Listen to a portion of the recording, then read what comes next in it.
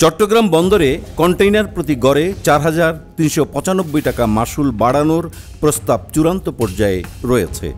বর্তমানে প্রতিটি ২০ ফুট লম্বা কন্টেইনার থেকে বন্দর কর্তৃপক্ষ গড়ে ১১,৮৪৯ টাকা মাশুল আদায় করে। নতুন মাশুল কার্যকর হলে প্রতিটি কন্টেইনারের জন্য দিতে হবে ১৬,২৪৩ টাকা, যা আগের তুলনায় প্রায় ৩৭% বেশি। সবচেয়ে বেশি বাড়ছে আমদানি কন্টেইনারের খরচ। প্রতিটি আমদানি কন্টেইনারে অতিরিক্ত মাশুল দিতে হবে ৫,৭২০ টাকা। রপ্তানি কন্টেইনারে বাড়তি মাশুল দিতে হবে ৩,০৪৫ টাকা। বন্দর সেবার অন্যতম বড় খাত জাহাজ থেকে কন্টেইনার ওঠানো নামানোর মাশুল আগে ছিল $৪৩.৪০, সেটি বাড়িয়ে $৬৮ করার প্রস্তাব করা হয়েছে। অর্থাৎ একক কন্টেইনারে শুধু এই খাতেই প্রায় ৩,০০০ টাকা বেশি খরচ হবে। নৌপরিবহন মন্ত্রণালয় সূত্র জানায়, প্রস্তাবিত নতুন মাশুল অনুমোদন দিয়েছিল অর্থ মন্ত্রণালয় গত ২৪ জুলাই। এখন আইন মন্ত্রণালয়ের ভেটিং শেষে গ্যাজেট প্রকাশ হলেই তা কার্যকর হবে।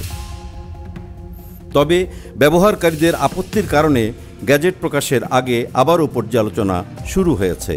আজ সোমবার বিকেলে এ নিয়ে বন্দর কর্তৃপক্ষ ও ব্যবহারকারীদের নিয়ে সভা ডেকেছে নৌপরিবহন মন্ত্রণালয়। বৈঠকে সভাপতিত্ব করবেন মন্ত্রণালয়ের উপদেষ্টা সাখাওয়াত হোসেন। প্রস্তাবিত মাশুল কার্যকর হলে চট্টগ্রাম বন্দরের আয় গড়ে ৪১% বাড়বে। যেহেতু সব মাশুল ডলারে নির্ধারণ করা হয়, তাই প্রতিবছর ডলারের মূল্যবৃদ্ধির সঙ্গে বন্দরের আয়ও বাড়বে। তবে ব্যবহারকারীরা বলছেন, এক লাফে ৪১% মাশুল বাড়ালে ভোক্তার উপর বাড়তি চাপ পড়বে। রপ্তানি খাতের প্রতিযোগিতা সক্ষমতাও কমে আসবে।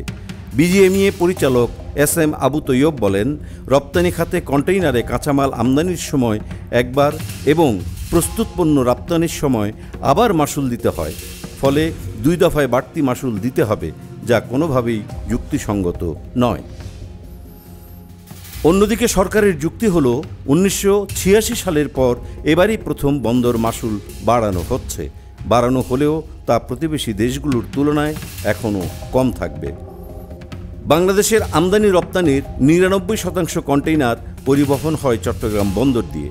ফলে প্রস্তাবিত নতুন মাশুল কার্যকর হলে সামগ্রিক অর্থনীতিতে এর উল্লেখযোগ্য প্রভাব পড়বে বলে মনে করছেন সংশ্লিষ্টরা।